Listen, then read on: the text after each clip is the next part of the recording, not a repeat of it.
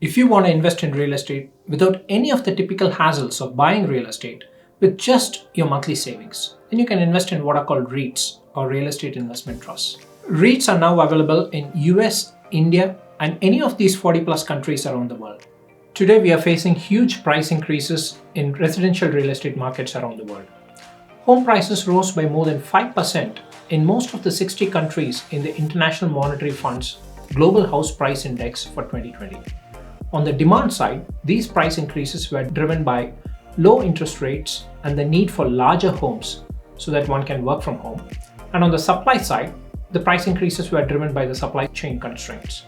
For those of you who missed the bus on buying real estate at pre-pandemic prices, which were relatively low, if you'd still like to participate in the future growth potential of the real estate market as an investor, if not as a homeowner, then REITs are just the right investment for you.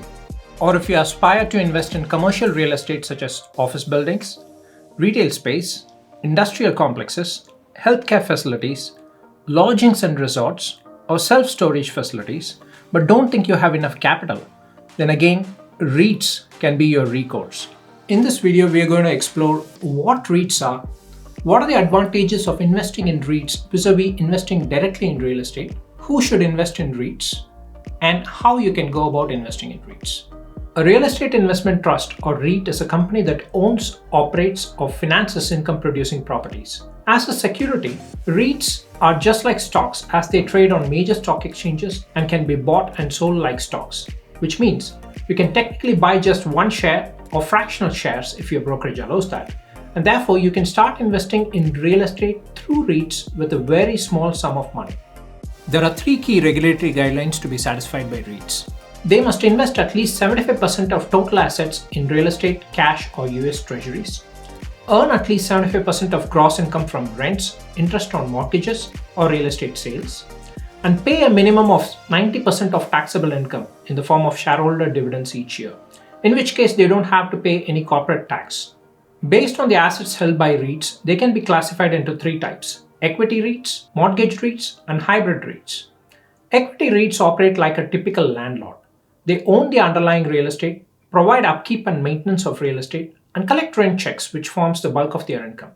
They might also sell property and reinvest from time to time. Unlike equity REITs, mortgage REITs, also known as MREITs, don't own the underlying property. Instead, they own debt securities backed by the property. For example, when a family takes out a mortgage on a house, this type of REIT might buy that mortgage from the original lender and collect the monthly payments over time. They finance this operation through short-term loans at a lower interest rate than the mortgage rate on the home loan, and the spread or the difference between these interest rates constitutes their income. The hybrid REITs hold a mix of real estate assets and mortgage securities. Based on the trading status, there are three types of REITs: private REITs, public non-traded REITs, and public traded REITs. The public traded REITs are open to public and traded on stock exchanges, thereby offering liquidity, which is much needed for the retail investor.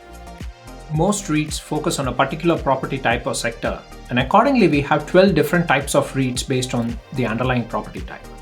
The returns on REITs, it's made up of two components: the dividend income, which is driven by the regulatory requirement that a minimum of 90% of their taxable income should be paid out as dividends, and price appreciation, which is driven by the underlying property value appreciation. This is the 20-year average annual total return of different securities. And what is of interest to us is the second and third bars from the bottom. The all REITs return is at 12.66%.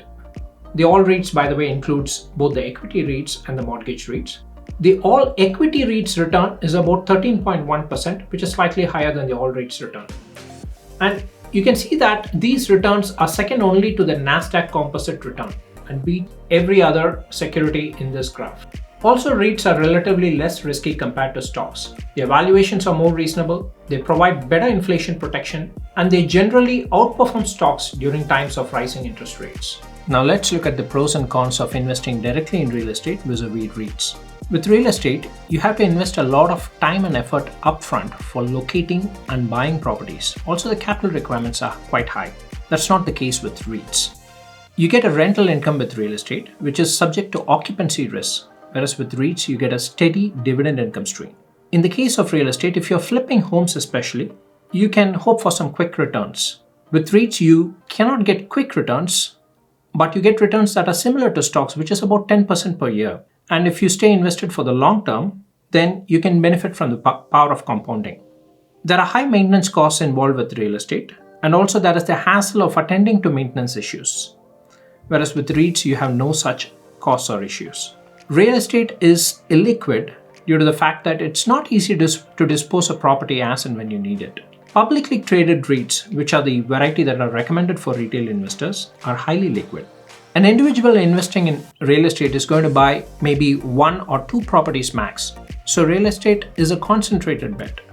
On the other hand, there is inbuilt diversification when it comes to REITs, as these companies invest in a number of properties at the same time.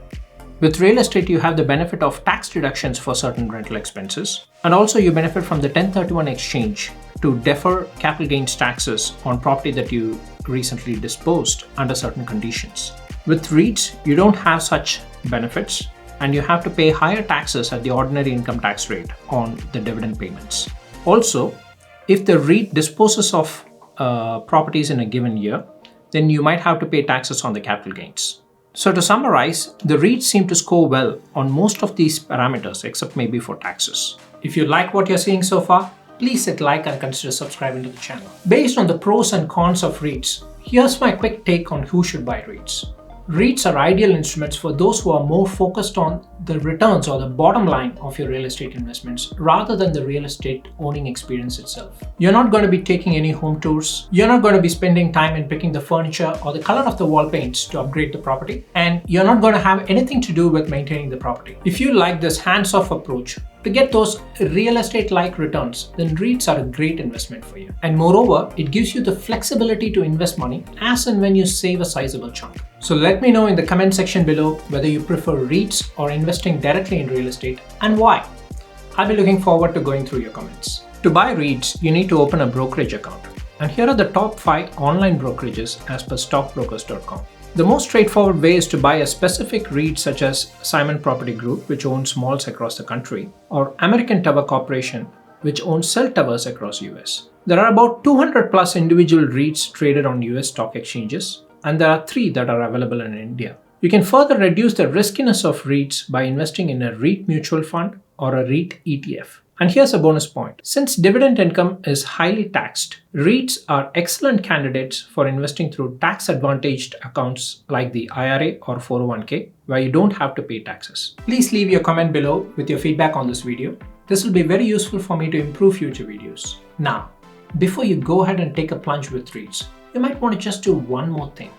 You might want to check out this video right here on stocks, which discusses 4 different strategies for investing in the stock market. Or you might want to make sure you explored all other investment options out there. And for that, you might want to check out this playlist right here on different investment types. If you found this video useful, please hit like and subscribe to the channel. And also consider sharing this video with your friends and family. This is Senthil with a game of money, discussing investing, business, and careers.